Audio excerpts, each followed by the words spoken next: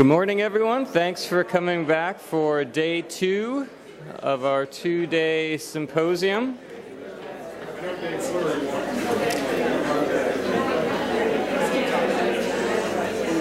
Usually works. So we've got another outstanding lineup of presentations this morning. Yesterday, we saw quite a few specific tools and applications. We saw lots of case studies. We learned that lots of wonderful things are going to happen in 2020.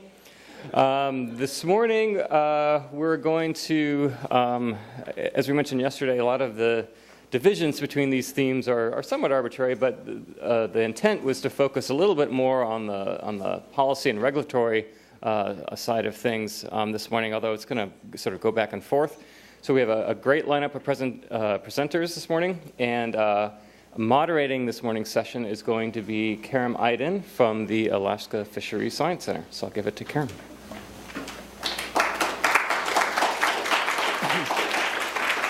It's actually a couple days ago I realized I was unusually nervous about this symposium, and I didn't know why, because I was used to introducing people, and then I realized I'd been assigned all the people in the councils that I, as a modeler, have to get up in front of, and they sit on the other side of the big room and they look down on me and tell me everything that's wrong with everything I've been doing. So yeah, I was really nervous, and then this morning I realized that it was actually an opportunity, because maybe for the first time in my career I get to tell these guys when to stop talking. So I will be giving you the appropriate warnings and maybe enjoying it a little too much, so forgive me for that. So I'm really looking forward to an enjoyable session this morning, and I'd like to start out by introducing Don McIsaac. He's the Executive Director of the Pacific Fisheries Management Council, and he'll be talking about ecosystem-based fisheries management at the Pacific Management Council, perspectives from the front lines.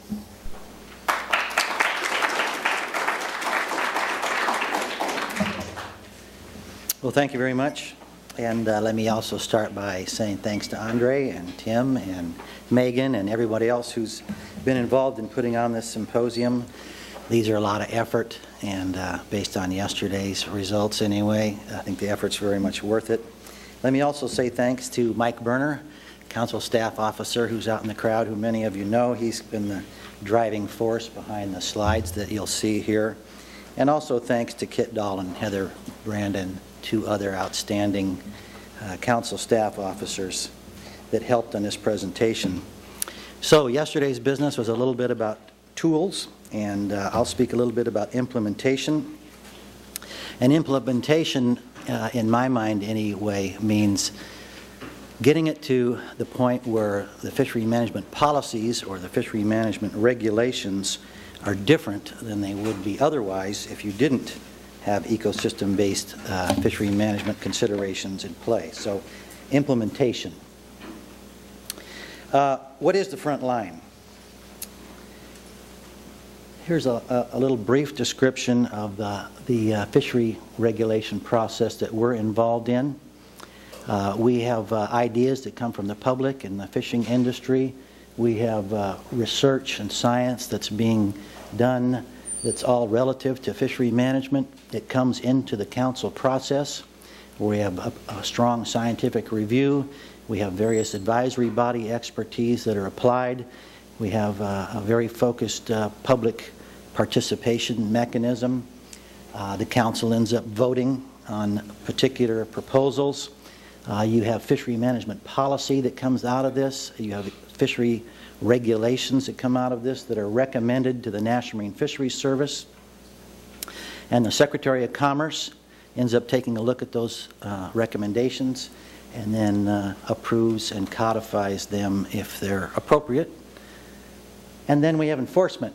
And we've got the U.S. Coast Guard here. There was a Coastie here yesterday. I don't know if I see him this morning. But in addition to the Coast Guard, of course, there's National Marine Fisheries Service enforcement folks. There's state enforcement folks. And so you have enforcement of these regulations. So this is a report from the front line. What is happening in this process here and I'll go all the way through here in terms of implementing ecosystem-based fishery management. Well, the Pacific Council is poised to start. Why would that be? Well, there are two reasons why the Council, I think, is intent on moving forward on doing something. Improving the fishery management performance of the existing FMPs is one of them. The Council's heard a lot about the theoretical benefits. They believe the potential is there for improvements. And in the 4 FMPs that are existing at the Pacific Council, the Coastal Pelagic Species Fishery Management Plan, the Salmon Management FMP, Groundfish Highly Migratory Species, those are essentially the targets where the Council thinks there could be improved performance in the actual fishery management policies and regulations. A second reason is expanding the fishery management capabilities to species and habitats not currently in Council FMPs. I'm sure you all can see this very clearly because I can't even, and I'm right here, but what we have here is the Channel Islands.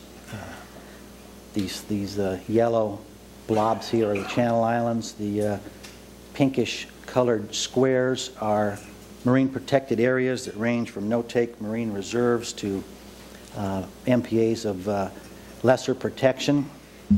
And let me tell you a little story about the Channel Islands National Marine Sanctuary MPA areas and how it relates to ecosystem-based management. Over a long period of time, the Council and the particular sanctuary here talked about MPAs for a particular purpose. They talked about starting with an objective and reached agreement on an objective and reached agreement on particular sites, these sites here, and the Council under the Magnuson Act recommended to the Secretary of Commerce that these areas be adopted as MPAs for those purposes. And they adopted it under the provision of the Groundfish FMP. NOAA found that there was not the intentional scientific and factual basis to approve it, and they did not approve it.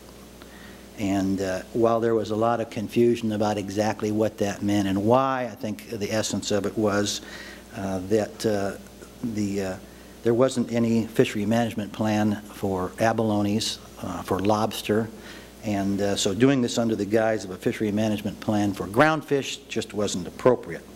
And so it did not get implemented under the Magnuson Act, and it was implemented under the Sanctuaries Act, and has caused a variety of concerns from a lot of people about that particular mechanism.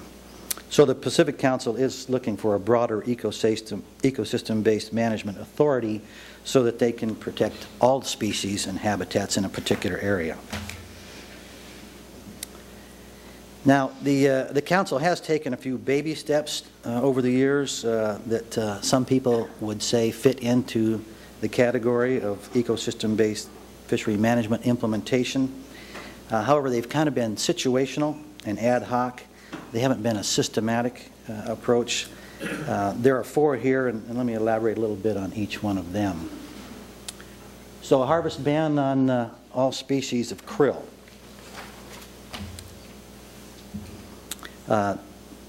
Bullets 1 and 2 here sound a little bit like ecosystem-based reasons, recognizing the importance of krill in the food web.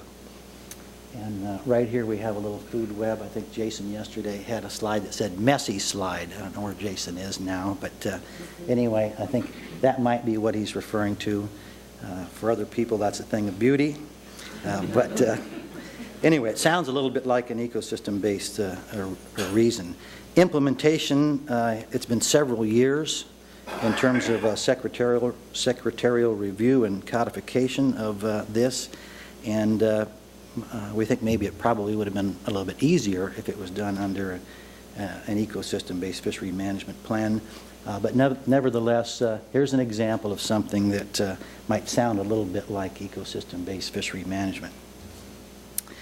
Here's another one, harvest control rule for coastal pelagics. This one's Andre's favorite, of course, sardines. Not right now, is it? And this amounts to ending up being protection for forage species. And again, that sounds a little bit like ecosystem-based fishery management. So the equation here, in terms of getting to a harvest guideline, there's an estimate of biomass. There is a cutoff here of 150,000 metric tons. For the reasons of minimizing potential overfishing, there's some talk about the reason being the precautionary forage species policy angle. And this is a large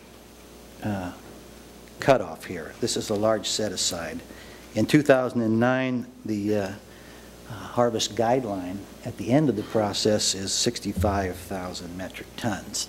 In many other years, it's been over 100. In the last 10 years, it's been up to 186,000. So 150,000 tons off the top is a pretty good set aside. The equation then looks at a fraction between 5 and 15% that's based on sea surface temperatures, and it kind of acknowledges that if you're in a warmer regime, then things are better for sardines, and when you're in a colder regime, it's not so. So it's an example of using marine conditions to decide what to do. So again, it kind of sounds a little bit like ecosystem-based management. Yesterday we heard Lisa say that MPAs are a good ecosystem-based fishery management tool. Along the west coast we have this little narrow ribbon that you probably can't see too well. That's the rockfish conservation area. It doesn't look like much there, but it is the best coastal shelf habitat for rockfish, and it amounts to some 7,000 square miles between Canada and Mexico. And so it's a pretty good set aside. Down here in Southern California, you have a cowcod closure that encompasses 90% of cowcod habitat. And this is a species that's under a rebuilding plan. But again, the point here is the council's using marine protected areas, and some people think that's ecosystem-based management. Here's another one, Coho Salmon Harvest Control Rule. This is for the Oregon Coastal Natural Coho stock. We have a marine survival index, low, medium, or high. It compares to parent spawner status. And smolt to jack survival is the indicator of marine ecological conditions. So depending on what you have going on in the ocean, you can end in the parents, but you can have a range of harvest rates. And so you're taking into account the status of the marine ecosystem. And again, some people consider that to be ecosystem-based management. Some of you students might have heard things like, well, these councils, they're kind of stuck in that old, tired, single-species simpleton syndrome. And I don't think that's true. I think that's a bit of an exaggeration. So in addition to that, there's some multiple species considerations that the council takes into consideration on a regular basis. We talked a little bit about the harvest krill ban. That's multiple species benefits. Salmon that are caught in the whiting fishery come into play as a possible limitation. Groundfish that are incidentally taken in the salmon fishery are counted in the salmon fishery management. They're also counted in the groundfish fishery management. And of course, the council has to go through a lot of protected species interactions, marine mammals, birds, ESA, and so there's a lot of multi-species management that's going on. So it's not just blinders looking at single species business. But again, those have kind of been ad hoc. They've been situational. They were developed over various years for different purposes. They've not been a systematic, formal application of an approved ecosystem-based fishery management approach. So what is the current status of trying to get there? In the fall of 2006, the council started thinking about this pretty seriously. In the spring of 2007, a mechanism was proposed to get to a formal FMP. There was some discussion about plan development teams, goals, memberships, all those fundamental things that you need to think about if you really want to formalize something that's going to be in effect and considered on a routine methodological basis. So here comes the summer of 2007. There's a pretty good proposal out there, not funded.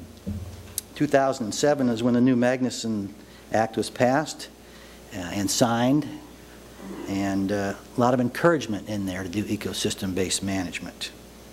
Millions of dollars have been spent on R&D on ecosystem-based management. So why is there a no here? Well, 2008, we went out and hit the trail again. Funding not approved for this effort. So here it is, 2009, and Don is still out there looking for funding. So we'll see how it goes. What the council envisions, a little bit of detail on that. Again, they're looking for a systematic process to enter the world of formalized ecosystem-based fishery management implementation. And they want to build on existing concepts. There was an Ecosystem Principles Advisory Panel report in 1999 that the council heard about and considered. Field and Francis report carried a lot of weight, I think, in their decision making. The commission sponsored a real nice symposium up north that had some very strong thinking on this.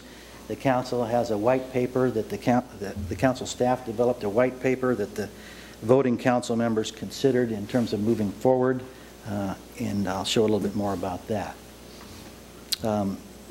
What was envisioned there is a ecosystem-based fishery management being phased in and based on an umbrella plan that informs existing FMPs but does not replace them. So we would have an umbrella approach that, again, would not mean the groundfish FMP goes away, would not mean the salmon FMP goes away, but would help inform them and do a few things more than that. We'd be looking to begin with a programmatic document that's kind of wide-focused, has a framework in it, and would allow for these kind of tiered actions that we think the council would be interested in hearing about. An annual State of the Ecosystem report is one aspect.